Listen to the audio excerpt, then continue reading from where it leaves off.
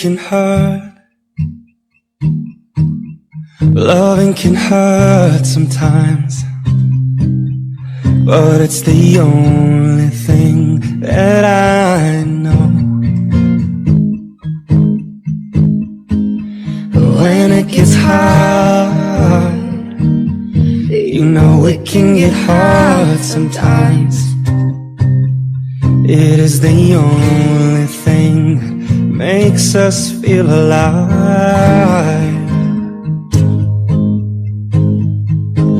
We keep this love in a photograph. We made these memories for ourselves, where our eyes are never closing, hearts are never broken, time's forever frozen still. So you can keep me inside the pocket of your ripped jeans, holding me closer till our eyes meet. You won't ever be alone. Wait for me to come home. Loving can heal, yeah, loving can mend your soul, and it's the only thing that I know. I swear it will get easier. Remember that with every piece of you. And it's the only thing we take with us when we die.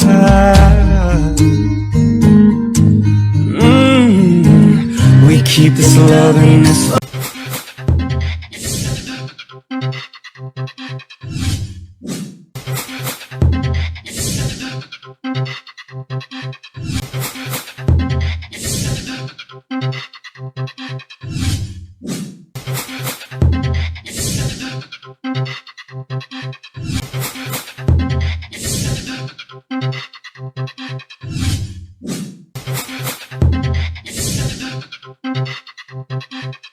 Olá, é com grande satisfação que nós estamos aqui novamente com o programa Conversando sobre a Doutrina Espírita para retomar nossos estudos sobre o Livro dos Espíritos, né, depois de um tempo afastados.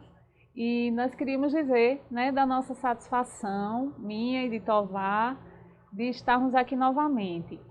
Nós precisamos dar uma pausa para que a gente pudesse fazer algumas adequações necessárias, com a questão de providenciar equipamentos, para que a gente pudesse ter uma qualidade visual, uma qualidade de som, não é, mais adequada para atender a todos vocês.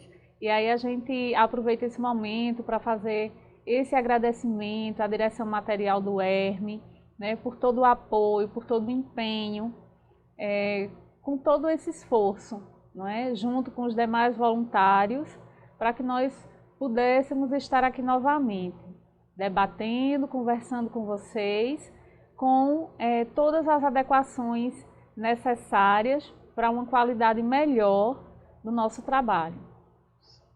Então, nós gostaríamos de iniciar com o exórdio. Tovar vai nos presentear com a leitura, não é? E em seguida nós daremos continuidade ao estudo do Livro dos Espíritos. Eu darei seguimento à leitura no capítulo 8º, onde o título é Bem-aventurados os que têm puro coração. Instruções dos Espíritos. Disse o Cristo: deixai vir a mim as criancinhas. Profundas em sua simplicidade, essas palavras não continham um simples chamamento dirigido às crianças, mas também o das almas que gravitam nas regiões inferiores, onde o infortúnio desconhece a esperança. Jesus chamava assim a infância intelectual da criatura formada, os francos, os escravizados, os viciosos. Ele nada podia ensinar à infância física presa à matéria, submetida ao jugo do instinto. Ainda não incluía na categoria de espírito superior da razão e da vontade que se exercem em torno dela e por ela. Ele queria que os homens a ele fossem com a confiança daqueles entezinhos de passos vacilantes, cujo o chamamento conquistava para o coração das mulheres, que são todas mães. Você faz os comentários. Eu fico aqui até assim encantada, não é, com a bondade, com esse acolhimento, não é, e com a importância da análise desse trecho do Evangelho, porque ele nos traz uma clareza muito grande de que quando ele diz deixai vir a mim as criancinhas, né, ele, como você retratou aí, não fala apenas, e não se refere, não é, à criança na tenra idade, mas sim a todos nós, né, que estamos como crianças ainda nessa caminhada, né, dando passos lentos, vacilantes, receosos, não é? E como é reconfortante a todos nós saber que nós temos esse amparo, né? Um amparo divino, que nós nos sintamos sempre acolhidos, amados e sempre com a possibilidade de ter essa orientação, não é? A partir do amor divino. Como você bem falou, a infância espiritual, não é? Isso nos demonstra a grandeza de Jesus, porque as crianças, a simplicidade das crianças, as fazem muito sinceras, não é? E está aberto à sinceridade das outras pessoas, muitas vezes nós não estamos preparados para isso, não é? As pessoas, quando se dirigem a nós com a sinceridade do sentimento delas, nós muitas vezes nos sentimos magoados, não é? Porque nós imaginávamos que aquela pessoa pudesse não ter aquele pensamento em relação à nossa pessoa. E quando Jesus se coloca na posição de deixar que os que estão na infância espiritual possam inquirir o que quiserem para que eu possa esclarecer, responder e libertar, isso demonstra a grandeza do Cristo, de que ele não ia se ofender com nada que fosse dito ou com nada que pensassem dele, não é? Ele tinha a perfeita noção de que nós e aqueles que ali estavam naquele momento precisavam daquela luz, daquele pão espiritual, que muitas vezes aqueles que estão privados da alimentação, quando oferecido um banquete, não se pode exigir educação, porque a fome fala mais alto do que a educação. Então, muitas vezes, essa fome espiritual faz com que possa se dirigir de forma ofensiva, e nós precisamos estar preparados como cristãos para saciar essa pessoa com a informação benevolente, sem lançar anátema na concepção que ele tem ao nosso respeito e sem querer que a nossa ideia sobreponha a ideia que ele tem. E haja aprendizado, né? Vamos nos esforçando e procurando galgar essa capacidade de compreensão, né? Tendo Cristo como nosso guia e nosso modelo maior. Vai fazer... Vamos para a leitura do Livro dos Espíritos, não é? Certo. Como de costume, vocês estavam acostumados a que o pessoal da Juventude Espírita, do Grupo Jovem, fizesse o exórdio, não é? Mas devido a essa restrição que nós estamos enfrentando, não é, devido à pandemia, nós estamos prezando, não é, pela vida dos jovens, e o nosso estudo de gravação está sendo ocupado apenas por eu e Lucy e a pessoa que está fazendo a parte técnica, operando os instrumentos que está tornando possível, não é, que essa gravação seja feita. Então, nós nos episódios anteriores, né, vimos discutindo a cada episódio 3 questões do Livro dos Espíritos, e encerramos, né, demos essa pausa e paramos na questão de número 121. Então hoje a gente retoma exatamente de onde parou, né, com o estudo do Livro dos Espíritos, a parte segunda, né, estudando o do mundo espírita ou o mundo dos espíritos, o capítulo 1º, que fala da progressão dos espíritos, né, dos espíritos de uma forma geral, e nesse tópico referente às questões que nós vamos tratar hoje, que trata da progressão dos espíritos. Então nós vamos ter aqui, a princípio, a questão de número 122, a qual eu vou fazer a leitura e em seguida nós vamos conversar um pouquinho sobre ela.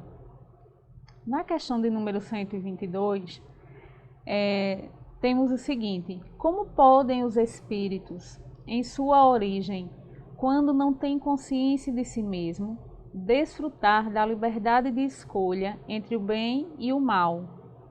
Existe neles um princípio ou tendência qualquer que os incline mais para um caminho que para o outro?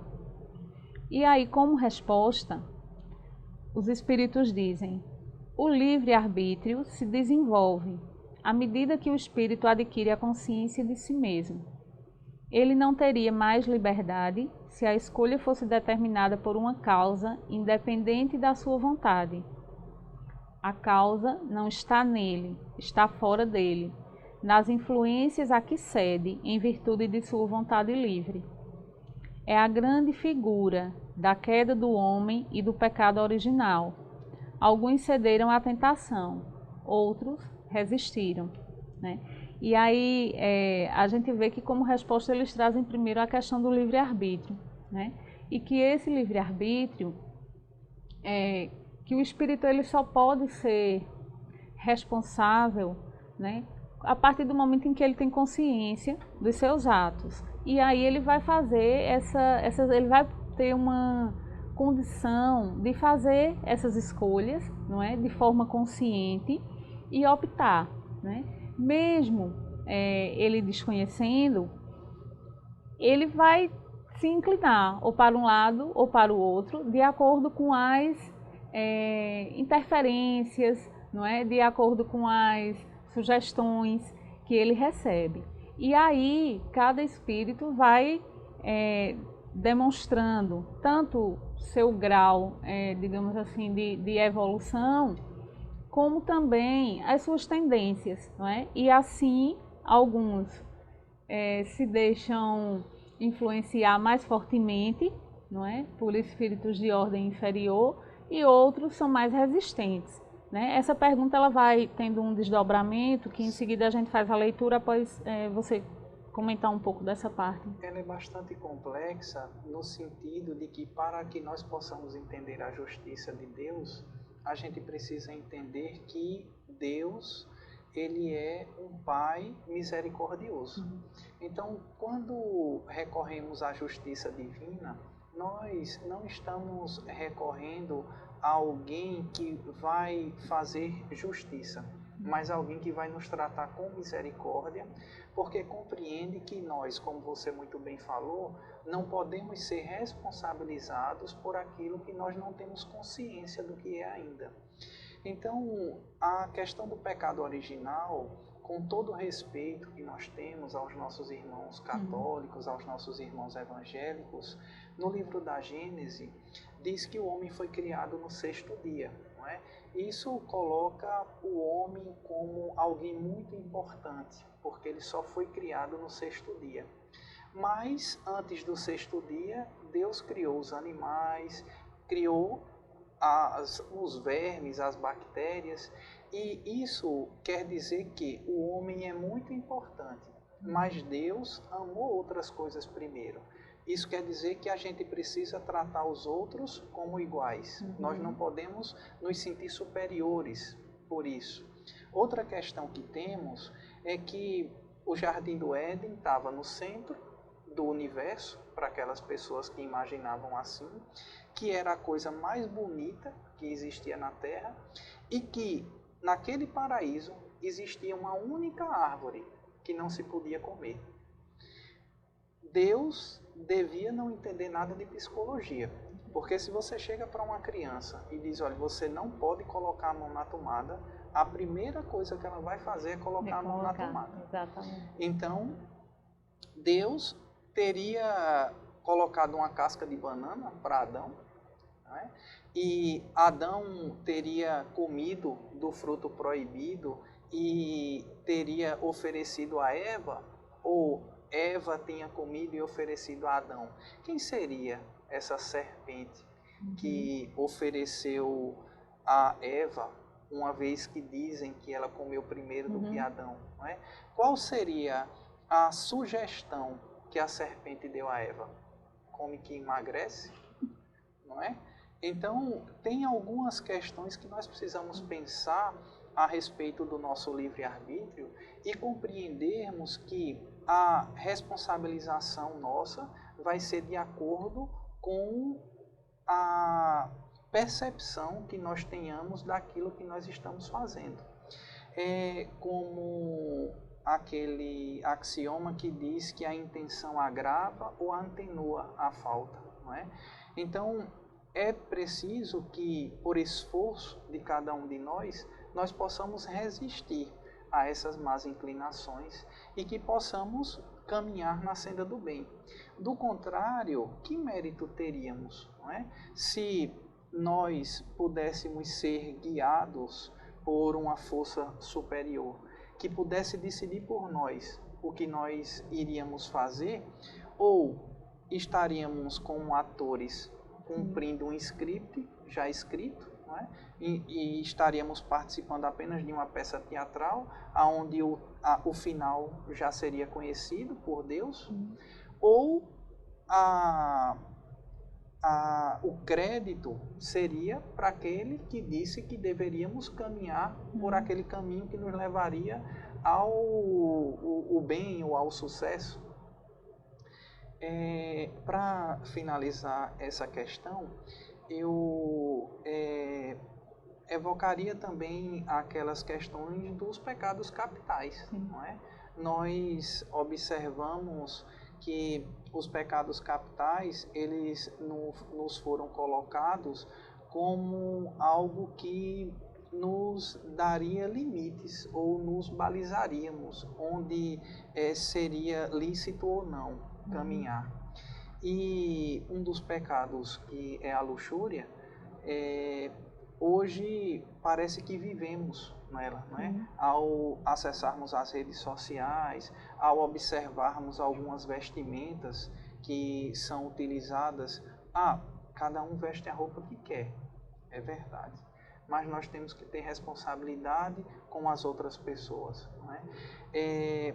Talvez o Cristo da cruz, aquele Cristo que nos ensinou que nós deveríamos abrir mão da nossa própria felicidade para fazermos o outro feliz, não teria mais a mesma força que teve no tempo de Roma, nos dias de hoje. Porque os cristãos de hoje querem o Jesus do sucesso. É o Jesus que cura qualquer coisa, é o Jesus que, porque eu tenho fé, eu enfrento qualquer coisa, inclusive um vírus não vai me pegar porque eu tenho fé em Jesus. É o Jesus do sucesso, não é? Aquele Cristo da cruz, aquele Cristo que nos ensinou a cuidar do outro, que nos ensinou a ensinar ao outro a perdoar 70 vezes 7 vezes. Esse Cristo parece que não está mais muito na moda nos cristãos de hoje em dia.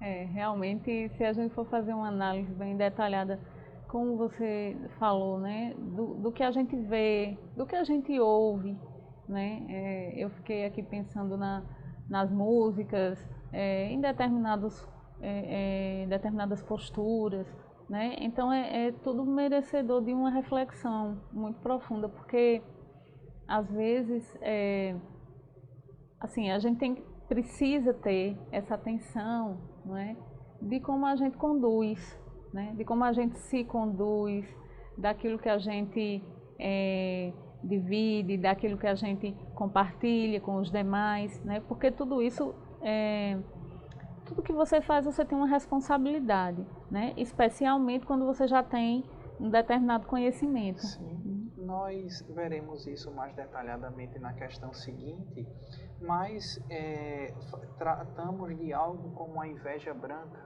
não é? A avareza, um dos 7 pecados capitais, hoje em dia é tratado como previdência. Não, eu não sou avaro, eu sou previdente, né?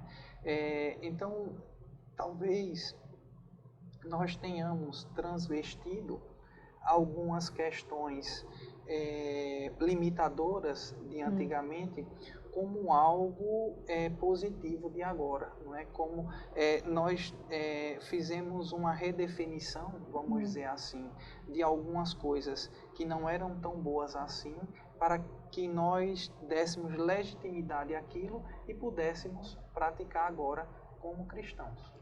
É dar uma nova roupagem aos termos, Sim. né? Mas que o sentido geralmente permanece o mesmo. E aí, dando continuidade, né, ainda a questão de número 122, um questionamento que surge. De onde provém as influências que se exercem sobre ele? E aí, como resposta, dos espíritos imperfeitos, que procuram se aproximar para dominá-lo, e que se alegram em fazê-lo sucumbir. Foi isso que se intentou simbolizar na figura de Satanás. Então, esses espíritos imperfeitos que sempre vão existir e que sempre vão nos rodear, não é? Tem essa intenção, essa necessidade, não é, de estar tentando exercer determinadas influências, né? Mas usou-se desses espíritos, não é? E a eles, num dado momento, se deu o nome de Satanás, né? E eles foram representados como diabos e com chifres e tudo mais, né? E a gente entende que espíritos imperfeitos sempre vão existir, e não é um, né? E são incontáveis. E essas influências, elas vão sempre sim estar sendo exercidas, e cabe a nós, à medida que nós vamos avançando, à medida que nós vamos compreendendo, procurar modificar, ter ações mais adequadas, nos livrar de determinados campos vibracionais, de determinadas faixas vibracionais que nós mesmos criamos, para que a gente não possa sofrer essa influência, né? E à medida que a gente vai conseguindo galgar, né, essa compreensão, esse entendimento e essa mudança nas nossas atitudes, a gente vai conseguindo meio que ficar imune ou menos sensível a essas influências. Essa transferência de responsabilidade, em outras palavras, é muito perigosa, não é? Porque isso não é uma fatalidade. Ele não está dizendo que os espíritos eles vão conseguir, ele está dizendo que eles se comprazem quando isso acontece. Porque, como você bem falou, é um livre-arbítrio, é uma escolha, você decide se quer fazer ou não.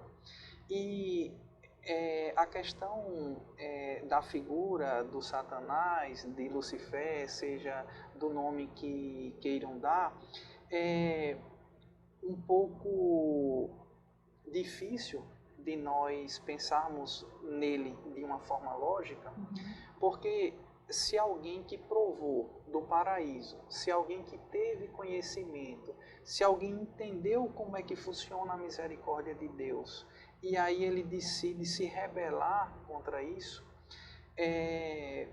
isso parece mais a história de Dante, não é? Dante coloca no 9º círculo, no pior dos infernos, não é? O pior dos pecados é quando você trai aquele ao qual você é subordinado, não é? E é mais ou menos isso, a figura do Satanás, porque ele traiu a quem ele era subordinado. Coisa que é incoerente, não é? Incoerente porque uma vez que você adquire, não tem como você perder. A questão do fator determinante na sua decisão de escolha vai depender dos valores que você tem. E nós não podemos, se não temos esses valores, transferir essa responsabilidade para outra pessoa.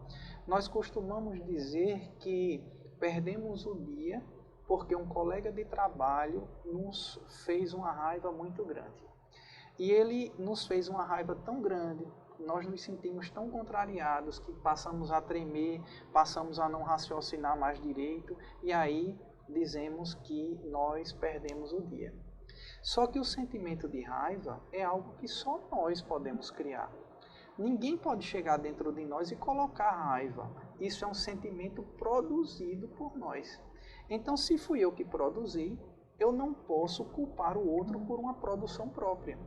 E essa transferência de responsabilidade, os espíritas, de um modo geral, têm feito muito para os espíritos inferiores.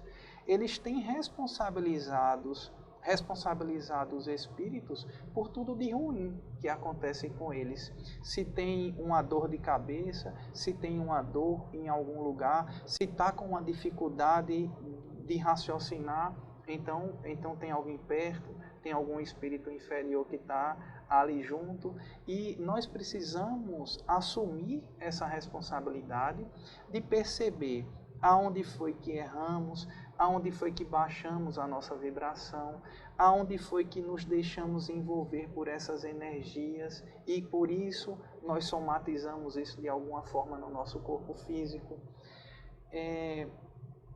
Ainda voltando à figura de Adão e Eva, Eva foi feita da costela de Adão, não é?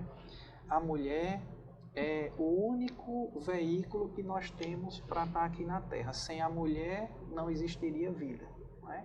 Então, a mulher como um jarro divino, no máximo sentido respeitoso dessa palavra, não no jarro, num objeto, mas no jarro alguém que protege uma vida que está sendo gerada ali dentro.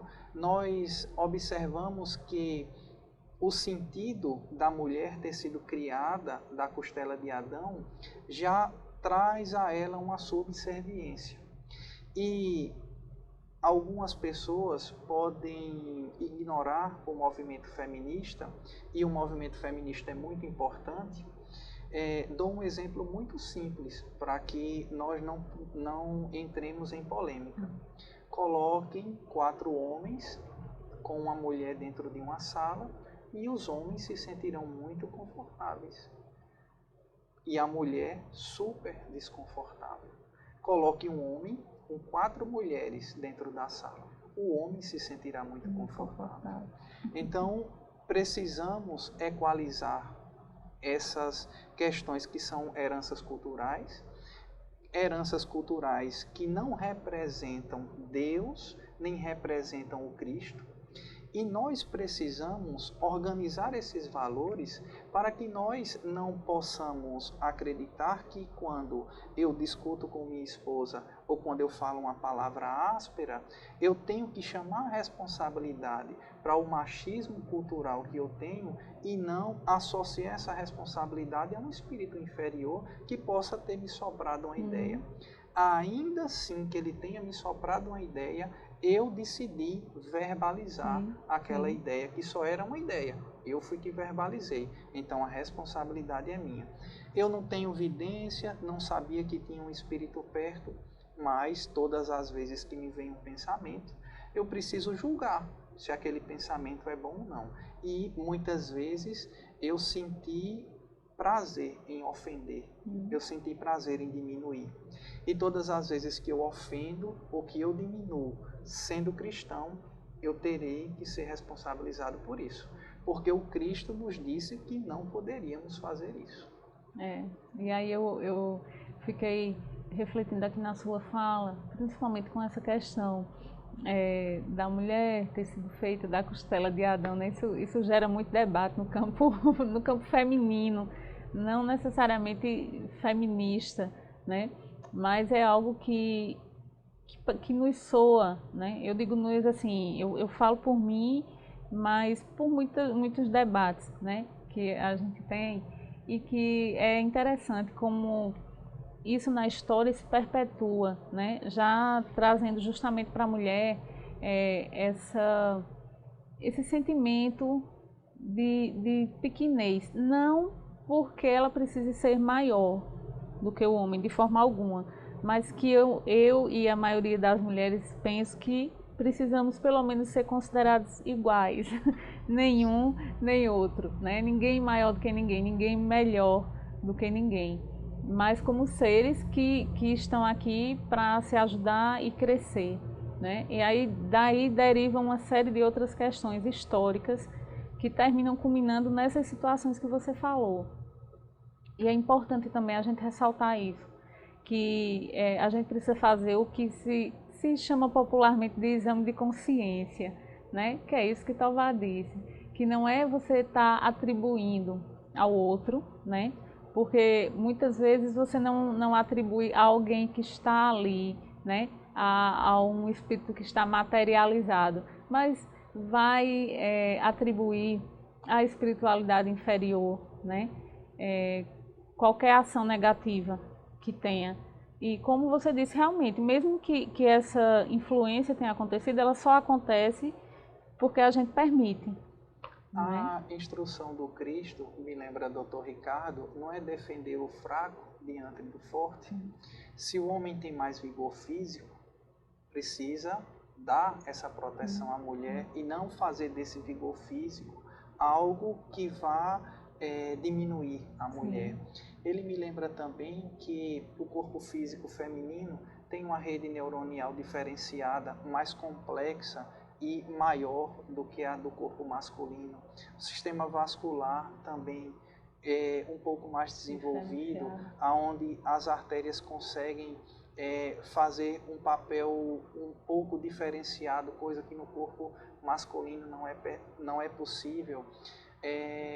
A parte do cordão do DNA, que é responsável pela formação do corpo físico, o corpo feminino utiliza um pouco mais dessas informações do que o corpo masculino. Então, o corpo feminino tem uma série de diferenças maiores, vamos dizer assim, mais complexas, que fazem dos espíritos que estão no corpo feminino espíritos diferenciados no que diz respeito à atenção, à sensibilidade e aquilo que é necessário para o desenvolvimento dessas tarefas. E é como você diz, não existem as tarefas maiores e as tarefas menores. Não tem a coisa de homem fazer e a coisa de mulher fazer. Quer dizer, tem a coisa de mulher fazer é dar à luz, que homem não consegue fazer, e amamentar, que o homem também não consegue. O resto, os dois devem poder fazer. Sim, sim. E aí, para a gente poder concluir ainda a questão do número 122, como questionamento nós temos: esta influência não se exerce sobre o espírito, senão em sua origem? E aí os espíritos respondem: ela o segue na sua vida de espírito, até que tenha tanto império sobre si mesmo que os maus desistem de obsidiá-lo.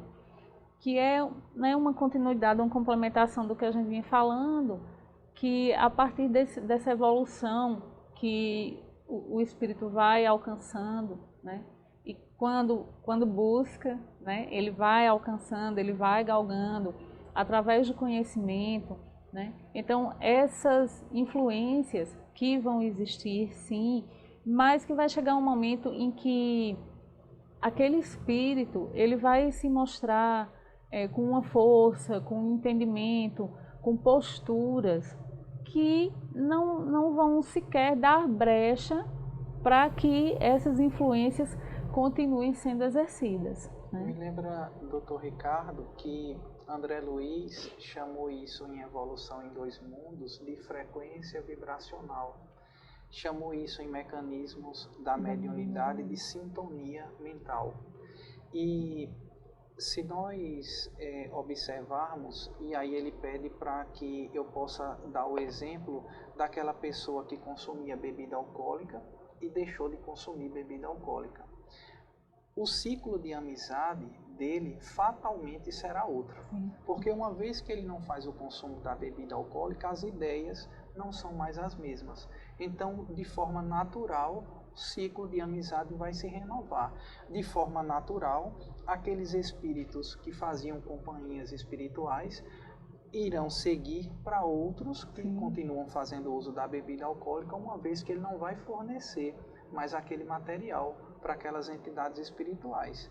Assim, são para as pessoas que se reúnem para discutir, por exemplo, questões a respeito de um desenvolvimento de uma condição gramatical, por exemplo. A Academia Brasileira de Letras se reúne para decidir qual será o rumo que dará a algumas especificidades da língua portuguesa. Só quem entende de língua portuguesa se sentirá à vontade de participar daquela discussão. Quem não compreende não se sentirá à vontade nem terá vontade de participar daquilo.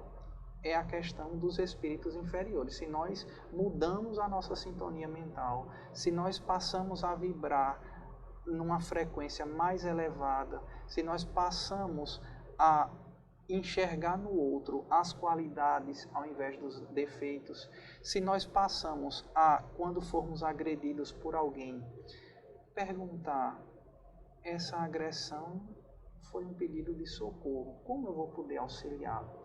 E não trazer aquela agressão como algo pessoal e querer dar o troco, porque enquanto cristãos fomos orientados a perdoar 70 vezes 7 vezes. Ah, mas ela não me perdoa nunca. Você é que é o cristão, ela talvez não seja. A responsabilidade nós só temos para conosco mesmo. Nós não podemos entrar no campo do que os outros pensam de nós, nem entrar no campo de modificar a maneira dos outros agirem. Então, nós temos que mostrar que temos o Cristo como nosso guia e modelo realmente. Não é? E ter o Cristo como guia e modelo, quando não conseguir ainda de forma espontânea, tentar imitá-lo, até que aquilo possa virar um hábito e nós possamos fazer aquilo de forma espontânea. E só para a gente fechar isso, né, lembrar que esse exercício, né, eu gosto muito de tocar nesse ponto, que ele é diário, né? Que nós que estamos nesse mundo, né, de provas e expiações, de sofrimentos, né, que passamos por momentos tão difíceis, especialmente, né, no ano passado e agora, com essa questão da própria pandemia. Então, todos os dias a gente tem essa oportunidade, né, de fazer esse exercício. E eu gosto de destacar isso para que não pareça que aqui na nossa fala nós estejamos falando como alguém que já conseguiu, né? São pessoas que estão buscando a cada dia, né? Arduamente. A gente dá um passo para frente, às vezes dá 2 para trás para dar outro para frente, né? Mas o importante é que a gente não perca de vista o horizonte, né? Aonde a gente pretende chegar nessa caminhada. Se a gente já tem essa compreensão de que a gente pode trilhar esse caminho e de que a gente vislumbre esse horizonte, né? Isso já nos ajuda muito a ir cada dia mais buscando e tentando alcançar, né, Tovar? Saber onde quer chegar é muito importante. É muito importante. Porque quem não sabe aonde quer chegar, qualquer lugar serve. Exatamente. E aí nós continuamos com a questão de número 123. E a pergunta: por que Deus tem permitido que os espíritos possam seguir o caminho do mal? E aí os espíritos respondem: como ousais pedir a Deus contas de seus atos? Pensais poder penetrar-lhes os desígnios? Todavia, podeis dizer assim: a sabedoria de Deus está na liberdade que Ele deixa a cada um de escolher, porque cada um tem o mérito de suas obras. E aí, quando nós discutimos a questão anterior, no momento o Tovar até se referiu ao seguinte: ele disse que se nós não tivéssemos esse livre-arbítrio, e, consequentemente, fôssemos adquirindo a responsabilidade sobre as nossas ações e as nossas escolhas, né? Se nós apenas seguíssemos algo que já estava ali programado, né? Nós seríamos meros tarefeiros, não é? Nós apenas estaríamos executando algo que foi planejado, pensado e proposto. E, na realidade, nós não teríamos a oportunidade de galgar essa evolução, né? De tentar buscar com que nosso espírito, né? Ou tentar galgar que o espírito que somos, né? Chegue a um patamar de evolução melhor, né? Se depure, né? Um pouco. Então, essa caminhada, essa trilha, essas decisões, né? Elas nos são dadas, né? Elas nos são ofertadas por Deus. Então, esse grande mérito, né? Deus nos deu como uma escolha, como uma possibilidade, né? Que à medida que a gente vai compreendendo, a gente vai tendo maior responsabilidade, mais cuidado, né? O cuidado na lida diária, o cuidado na forma de lidar com as pessoas com quem a gente convive, né? O cuidado no sentido de conduzir os nossos diálogos, de inclusive escolher os lugares onde vamos, né? As companhias que temos, a forma como nos portamos. Então, são todas possibilidades que nos são dadas para que a gente possa fazer as escolhas de acordo com aquilo que a gente considera mais adequado. Lembrando que toda ação que nós executamos, ela gera uma reação, né? E que essas escolhas, quando são mais adequadas, do ponto de vista moral, especialmente, elas nos possibilitam uma força maior, né? E nos possibilitam também condições de cada vez mais resistir a essas influências que nós vamos recebendo ao longo das nossas jornadas. Você trouxe questões muito importantes. E a prova da inteligência de Deus, ou da misericórdia dele para conosco, em nos ter dado a inteligência e permitir que nós façamos livre uso dessa inteligência, faz com que nós possamos ser capazes dessa decisão e não possamos responsabilizá-lo por o que dá certo ou dá errado nas nossas vidas. Quando uma criança está aprendendo a ler, algumas escolas, erroneamente, fazem tracinhos das vogais para que as crianças possam cobrir aqueles tracinhos. E, no intuito de auxiliar, o pai e a mãe em casa pegam na mão da criança para cobrir aqueles traços. A tarefa vai sair muito boa, mas a criança não aprendeu nada. Porque uma vez que foi pego na mão dela, quem estava cobrindo a letra era o adulto e não a criança. Então ela não teve capacidade de desenvolver a psicomotricidade dela. Dessa maneira, o pai que superprotege o filho, a mãe que superprotege o filho, impede o aprendizado do filho. Claro que devemos monitorar, que devemos exemplificar, que devemos passar para eles as nossas experiências, principalmente as experiências frustradas que não deram certo, para que eles possam ter a oportunidade de, com os nossos erros, também aprender. Você falou algo de que nós estamos treinando, não é? Nós ainda não conseguimos, nós estamos tentando chegar lá, vamos dizer assim.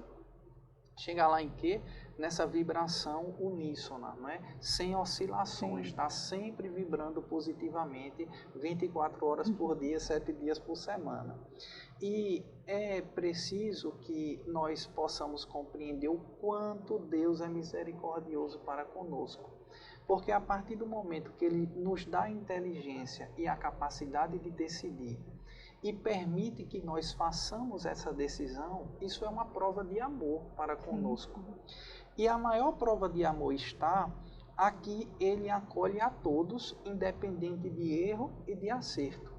Deus ama desde aquele mais miserável que está na pior das zonas de sofrimento, aquele espírito que seguiu a senda do bem desde que foi criado e está nas maiores esferas espirituais. O espírito mais evoluído que existe e o espírito mais atrasado que nós possamos ter conhecimento são tratados por Deus da mesma maneira. Claro que com necessidades específicas. Não é? Um espírito superior não tem necessidades específicas diferentes daquele que ainda precisa passar por alguns aprendizados. Então, o dar certo e o dar errado, nós não podemos levar essa responsabilidade para Deus. Daqui a pouco, nós estamos criando novos dogmas, não é? Nós estamos criando padrões de felicidade, aonde o padrão de felicidade é que eu tenha o carro que o vizinho tem, ou o padrão de felicidade é o que eu tenha o carro que o vizinho tem, a casa que o vizinho tem. E inevitavelmente, porque eu não consigo o carro, a casa ou a esposa do vizinho, eu vou recorrer àqueles livros chamados de autoajuda, não é? 30 passos para ser feliz, não é? 11 passos do homem super bem sucedido. Os livros de autoajuda, eles não poderiam ter um nome melhor. Autoajuda, só ajuda quem escreve, porque enrica quem escreve. Não é? Se fosse livros de ajuda alheia, ensinaria ao leitor. Isso. Mas nós iremos observar que mesmo lendo a biografia do Steve Jobs, por exemplo, ou aquelas pessoas que acreditam que podem fumar maconha porque Freud fumou, mas não foi a maconha que fez de Freud Freud. Não é? Há uma pequena diferença ao qual nós devemos perceber o quão escorregadio são essas possibilidades que nos são oferecidas e nós acabamos não observando como cristãos, porque, repito, nós não podemos cobrar essas posturas das outras pessoas, só podemos cobrar de nós mesmos. Eu é que estou espelhando, eu é que quero seguir Jesus, eu é que quero ter Ele como guia e modelo, então eu é que tenho que me esforçar para ser uma pessoa melhor a cada dia. E eu não posso achar que querer ter o carro do vizinho é uma meta. Eu não posso trocar inveja por meta, não é? E ainda ser racista, dizer que é uma inveja branca, porque talvez fosse preta, não serviria. Não é? Então, nós precisamos observar essas questões que nos são colocadas, independente das heranças culturais que nós temos, porque só nós podemos corrigir essas heranças culturais. Só nós podemos modificar aquilo que os nossos ancestrais fizeram. E para isso, nós temos o livre-arbítrio. Para isso, nós temos a oportunidade de fazer diferente do que meu pai fez, do que meu avô fez, do que meu tataravô fez. Não necessariamente que eles fizeram errado. Nós temos que reconhecer que aqui só estamos porque existiram eles. Temos que ter respeito pelos nossos ancestrais, mas não temos que simplesmente ser uma cópia deles no que é certo e no que é errado, porque nós somos criaturas de Deus e o modelo mais perfeito que Ele nos deu foi Jesus. E que essas vivências, né, dos nossos antepassados, elas nos sirvam de ensino mesmo, de exemplo, né, para que a gente possa seguir aquilo que foi bom e que a gente possa evitar aquilo que não foi tão bom assim. Né? E aí, para nós finalizarmos a nossa conversa de hoje, nós vamos para a questão de número 124. Nessa questão, nós temos o seguinte: uma vez que há espíritos que desde o princípio seguem o caminho do bem absoluto e outros do mal absoluto, deve haver, sem dúvida, degraus entre esses dois extremos. E aí os espíritos vão responder: sim, certamente, e é a grande maioria dos espíritos. Então, essas escolhas, né, esse livre-arbítrio e a forma como cada espírito vai lidar com isso, vai justamente, como Tova falou agora há pouco, né, os colocar em determinadas posições, não como se a gente imaginasse que os espíritos têm aí um ranking, não é nesse sentido, mas no sentido de que essas escolhas, esse livre-arbítrio, eles vão ocasionar que esse espírito ele fique num determinado campo vibracional. E a partir de onde ele próprio se coloca, dentro dessas escolhas que ele fez, utilizando desse livre-arbítrio, vai também trazer para eles determinadas necessidades. Para alguns, muito mais, para outros, menos. Né? Então, de acordo com como a gente se comporta em relação ao livre-arbítrio, isso vai nos levar, né, a determinadas situações. E essas situações podem ser mais suaves, se é que eu posso usar esse termo, né, mais agradáveis, mais tranquilas, se nós optarmos, né, pelo caminho do bem, se é assim que a gente pode falar. E aí, se a gente faz outras opções dentro do nosso livre-arbítrio, nós vamos transitar por determinados caminhos que muitas vezes serão bem mais tortuosos, né? E esses caminhos tortuosos, né, eles geralmente se tornam mais longos, o que não quer dizer que nós não consigamos chegar ao nosso destino, né? Ao destino que a gente vislumbra e que a gente programa para a nossa existência enquanto espírito, né?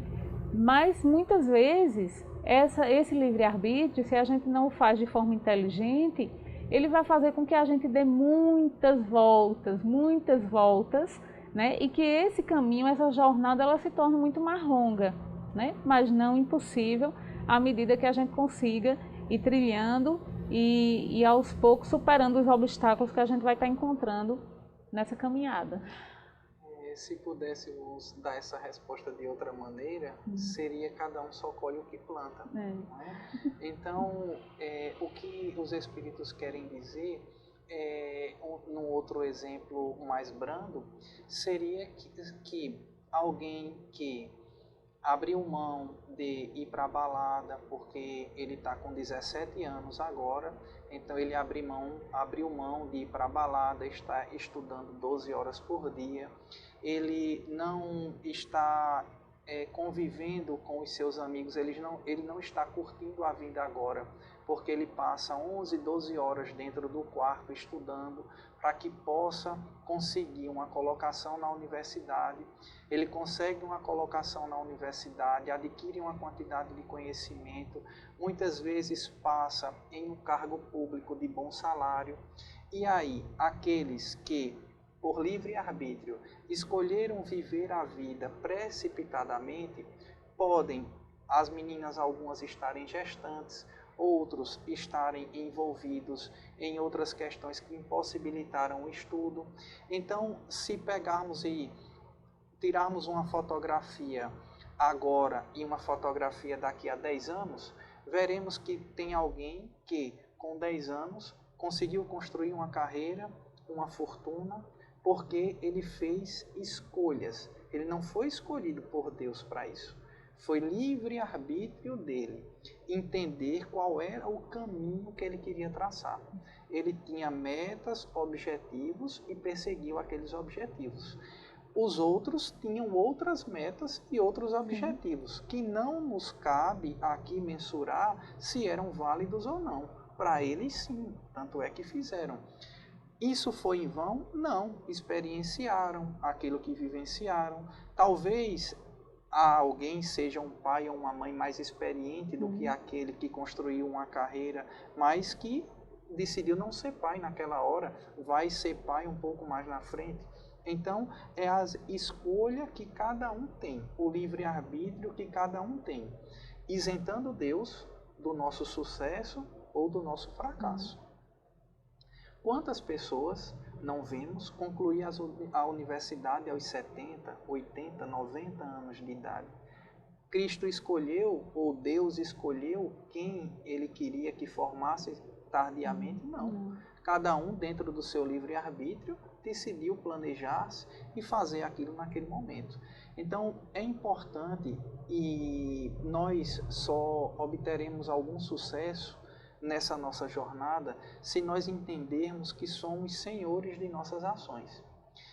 Isso é diferente do dogma que nos é vendido. Do dogma que nos é vendido de que se você acreditar, vai acontecer.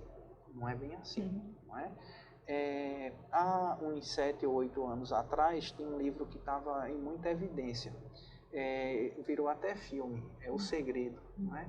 E tudo que se pensa acontece, dizia a autora do livro. Não é? Você decide se você quer ser rico ou não, você decide o que você quer ter ou não, e tudo que você pensa acontece. Não é? Então quer dizer que, se eu me jogar do 20º andar de um prédio e pensar que eu posso voar, eu conseguirei, e se eu não conseguir é porque eu não tive força suficiente para construir as asas. Nós precisamos compreender, insisto, naquilo que nos são ofertados como alguns dogmas, e nós, enquanto cristãos, não temos mais tempo ou não estamos mais em tal infância espiritual para nos deixarmos envolver de tal maneira. E assim, tem muita convicção das escolhas que fazemos, né, Tovar? Sempre lembrando que cada escolha ela vai trazer, né, determinadas consequências, e que as responsabilidades são nossas, tanto pelas escolhas como pelas consequências, né? E que não adianta a gente querer depois imputar a outra pessoa, né, essas responsabilidades, né? Isso, claro, que a gente se refere a essas questões relacionadas ao livre-arbítrio, né?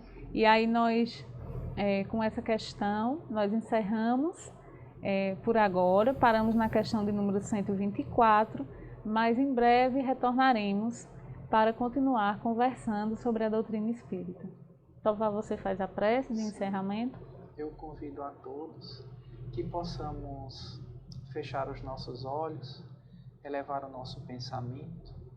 Senhor Jesus, nosso guia e modelo, Maria, Mãe misericordiosa, rogamos o teu auxílio para os nossos lares, que cada um, aonde estiver, possa conectar contigo, Mãe querida, e receber teus eflúvios salutares, a fim de que possam transformar em subsídios para resolver os problemas que se apresentem. Permanece conosco, hoje e sempre. Assim seja.